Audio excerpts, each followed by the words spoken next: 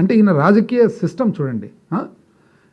అసలు ప్రజలు నిజంగా ఏ విధంగా నమ్ముతుంటారు నాకైతే ఆశ్చర్యంగా ఉంది. ఒక్కసారి చూడండి, 1990 ఫస్ట్ కాంగ్రెస్ పార్టీలో తన రాజకీయ జీవితం స్టార్ట్ చేసినారు. ఆ తర్వాత తెలుగుదేశం పార్టీలోకి వచ్చినాడు. ఎట్లొచ్చినాడు, రామారావు గారికి ఏమైంది అనేది మనందరికీ తెలుసు. ఇంకా మళ్ళీ రిపిటేషన్ అవసరం లే. ఏ విధంగా తెలుగుదేశం పార్టీలోకి వచ్చినారు, ఏ విధంగా రామారావు గారికి ఏం చేసి వచ్చినారు అనేది కూడా మనందరికీ తెలుసు. వచ్చినాడు కదా, వచ్చిన తర్వాత ఊరుకుంటాడా? ఆయన రాజకీయ జీవితం చూద్దాం. 1996 నుంచి 98 యునైటెడ్ ఫ్రంట్లో ఉన్నాడా? 13 పార్టీలు. అప్పుడు 13 పార్టీలు ఎవరెవరు? Assam Gana Parishad, CPI, CPM, DMK, Janata Dal, Samajwadi party, దానికి మళ్ళీ కన్వీనర్ ఉంటూ ఆ తర్వాత మళ్ళీ 1998లో బీజేపీ కొద్దిగా పికప్ స్టార్ట్ అయితేనే వెంటనే ఏమన్నాడు ఆయన, పికప్ స్టార్ట్ అయితేనే ఈ పక్క వచ్చినాడు. పోనీ పాత నేస్తం కదా వీళ్ళకు కమ్యూనిస్టులతో, వాళ్ళ గురించి ఏమన్నా అంటే ఈ దేశంలో కమ్యూనిజం లేదు, టూరిజం ఉంది అన్నాడు. వీళ్ళు మాత్రం ఇంకా ఇప్పటికి కూడా ఇంకా నమ్ముతూనే ఉన్నారు, కమ్యూనిజమే లేదు టూరిజం ఉంది అన్నాడా లేదా? 1999లో బాగా అనుకూలంగా బీజేపీతో పాటు కలిసి వాజ్పేయి గారు కార్గిల్ వేవ్ మీద గెలిచినాడా? గెలిచిన తర్వాత 2001లో ఏమన్నాడు, మోడీ గారిని దింపేయాలన్నాడు. అసలు మోడీ గారిని ఏ విధంగా దింపాలి, దింపకుండా నేను దిగిపోతా అన్నాడా లేదా? 2004 వచ్చేటప్పటికి బీజేపీతో పాటు కలిసినాడు. మోడీ గారిని దింపకుంటే నేను అసలు దిగిపోతాన్నాడు, అట్లే ఉండాడు. ఎందుకు? ఆడ బీజేపీ అధికారంలో ఉంది కాబట్టి. 2004లో కలిసి ఓడిపోయిన తర్వాత హిస్టారికల్ బ్లండర్ అన్నాడు, చారిత్రక తప్పిదం ఇది అన్నాడా లేదా? 2004లో 2009కి వచ్చేటప్పటికి మరొకసారి మళ్ళీ యూటర్న్. ఎట్లా? మళ్ళా టీఆర్ఎస్తో, మళ్ళా సిపిఐతో, మళ్ళా సిపిఎంతో మహాకూటమి అన్నాడు. దానికి అన్న తర్వాత ఏమన్నాడు? చిరంజీవి గారిని ఈ ఆర్టిస్టులు, ఈ ఫిల్మ్ యాక్టర్లు వీళ్ళకి ఎవరు ఓట్లేస్తారో అని అన్నారు. యాక్చువల్గా ఆయన చెప్పడం కూడా ఏదో డ్రెస్ వేసుకునే వాళ్ళకి ఏదో అన్న తర్వాత దానికి పాపం చిరంజీవి గారి తమ్ముడు పవన్ కళ్యాణ్ గారు చాలా ఉద్రేకంతో బాధపడిన తర్వాత అసలు ఈయన అవసరమైతే ఎక్కించుకుంటాడు సైకిల్, లేకుంటే దింపేస్తాడు సైకిల్ అని అన్నాడా లేదా? 9 సంవత్సరాలు కరప్షన్కు డాన్ ఈయన అని పవన్ కళ్యాణ్ గారు ఆ రోజు వాళ్ళ అన్న మాటకు బాధపడి అన్నాడా లేదా? 2014 వచ్చేటప్పటికి మళ్ళీ బ్యాక్ బీజేపీ, జనసేన, మళ్ళీ బ్యాక్ వచ్చిన తర్వాత ఆ రోజు కాంగ్రెస్ని ఏమన్నాడు? మన్మోహన్ సింగ్ గారిని పెద్ద మనిషి పాప మన్మోహన్ సింగ్, ఆయన అనొచ్చిన మాటలు. సోనియా గాంధీ గారికి పెంపుడు కుక్క అన్నాడా లేదా? అన్న తర్వాత 2016 వచ్చేటప్పటికి మళ్ళా డిమానిటైజేషన్ బ్రహ్మాండమైన ఆలోచన, మోడీ గారికి నేనే ఇచ్చిన ఆలోచన అన్నాడు. అది దేశవ్యాప్తంగా అల్లకల్లోలం అయితేనే చారిత్రక తప్పిదం ఇది అన్నాడా లేదా? 2018కి వచ్చేటప్పటికి మళ్ళీ తెలంగాణ పోయినాడు. మళ్ళీ దాని తర్వాత ఎవరితో కలిసినాడు? మళ్ళీ పోయి కాంగ్రెస్తో కలిసినాడు. 2019కి వచ్చేటప్పటికి ఏం చేసినాడు? మళ్ళా మోడీ హటావ్ దేశ్కు బచావ్ అన్నాడా లేదా? 2019 తర్వాత మళ్ళా ఓడిపోయిన తర్వాత మొన్న మోడీ అటువంటి లీడర్ అవసరం ఈ దేశానికి అని అన్నాడు. 2014 వచ్చేటప్పటికి లేటెస్ట్గా ఏం చేస్తున్నాడంటే ఆయన అసలు సిపిఐతో మాట్లాడుతున్నాడు, సిపిఎంతో మాట్లాడుతున్నాడు, బీజేపీతో మాట్లాడుతున్నాడు, కాంగ్రెస్తో మాట్లాడుతున్నాడు, ఇంకా లాస్ట్ జనసేనతో పొత్తు అని అంటున్నాడు. ఒక్క వైఎస్ఆర్సీపీతో తప్ప ఈ రాష్ట్రంలో ఉండే ప్రతి ఒక్కరితో, ఎవరైనా ఇండిపెండెంట్ ఉంటే ఇండిపెండెంట్తో కూడా మాట్లాడతారు. అందుకనే ఒక పాట వినిపిస్తాం మీకు. ఆ పాట ఒక్కసారి చాలా యాప్ట్గా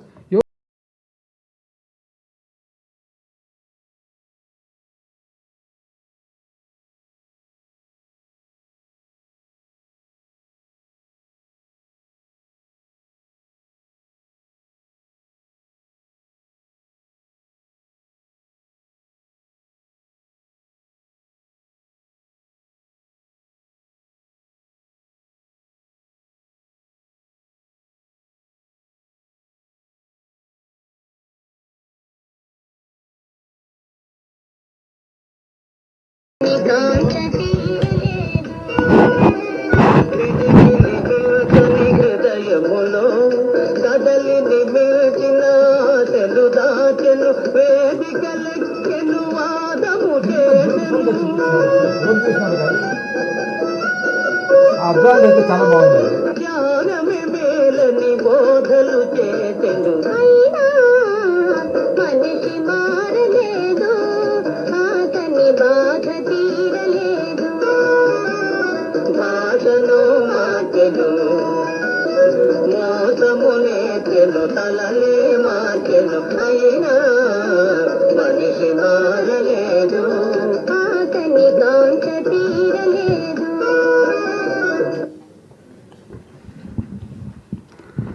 చక్కగా తీసినారు చూడండి. ఇది ఈరోజు ఎందుకు ఈ పరిస్థితికి ఉందంటే, ఈరోజు రాష్ట్రము ఎందుకు ఈ పరిస్థితికి వచ్చిన అప్పులంటే ఇది మెయిన్. ఇప్పుడు చూడండి, ఇది కాక ఆయన ఫ్లిప్ ఫ్లాప్ అనేది ఎట్లుందనేది ఒక్కసారి చూద్దాం.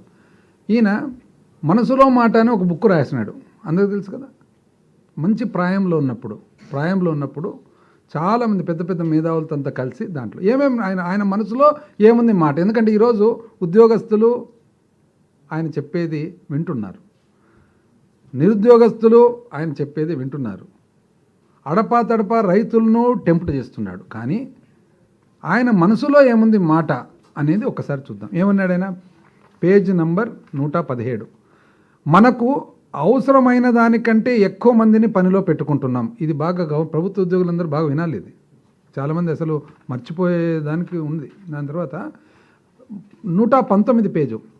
ఎన్టీ రామారావు గారు ముఖ్యమంత్రిగా అధికారంలోకి వచ్చి మళ్ళీ ₹2 చేశారు. నేను అధికారంలోకి వచ్చిన తర్వాత ఈ ఖర్చు భరించరానిదిగా భావించి మళ్ళీ ₹3.5 ధరను పెంచాను. సబ్సిడీ ఇవ్వడము పులి మీద సవారీ లాంటిది. వాస్తవం ఏమంటే సబ్సిడీ వల్ల రాజకీయ ప్రయోజనాలు నష్టపోతాయి. ₹2 కిలో బియ్యం ఇచ్చి కూడా 1989 ఎన్నికల్లో ఎన్టీ రామారావు గారి తెలుగుదేశం ప్రభుత్వం ఓడిపోయింది.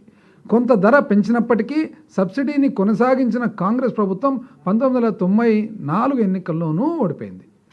నెక్స్ట్, రైతులు వినాలి. ఇది రైతులకు విద్యుత్తు, సాగునీరు, ఎరువులతో సబ్సిడీ ఇచ్చిన ప్రభుత్వాలన్నీ కూడా ఇతర రాష్ట్రాల్లో ఇదే పరిస్థితిని ఎదుర్కొంటున్నాయి.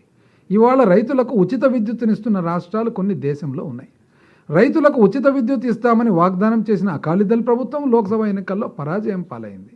రాష్ట్ర ప్రభుత్వం ఆర్థిక స్థితి మీద భారం మోపే మరో కారణము విపరీతమైన సంఖ్యలో ఉద్యోగుల నిర్వహణ వ్యయం. ఉద్యోగస్తులందరూ రాష్ట్ర ప్రభుత్వాలు ఉద్యోగుల చేత ఉద్యోగుల కోసం నడిచే ప్రభుత్వాలు అయ్యాయి. అంటే for the people by the people ఆ టైపులో ఉద్యోగుల చేత ఉద్యోగుల కోసం. ఇది మనసులో మాట, చంద్రబాబు నాయుడు గారి మనసులో మాట. నేను ముఖ్యమంత్రిని కాకముందు 10 నెలలు ఆర్థిక మంత్రిగా ఉన్నానంటే తెలియక కాదు, బాగా తెలిసే మాట్లాడుతున్నాడు అనమాట. అందరూ వినాలి, మర్చిపోయినట్టున్నారు ఇవన్నీ. 124. విద్యుత్తే కాక ఇతర సబ్సిడీలు కూడా ప్రభుత్వ రెవెన్యూ వ్యయంలోకి ప్రధాన భాగాన్ని తినేస్తున్నాయి. వెనుకబడిన వర్గాల వారికి ఇళ్ల పథకం మరో ఖరీదైన సబ్సిడీ పథకం. ఇల్లు అంటే వద్దని కొన్ని సందర్భాల్లో ఉచిత ప్రయాణ సౌకర్యాలు. ఇప్పుడేమో బస్సు అంటున్నాడు లేడీస్కు. ఒక్కొక్కటి చూడండి ఫ్లిప్ ఫ్లాప్.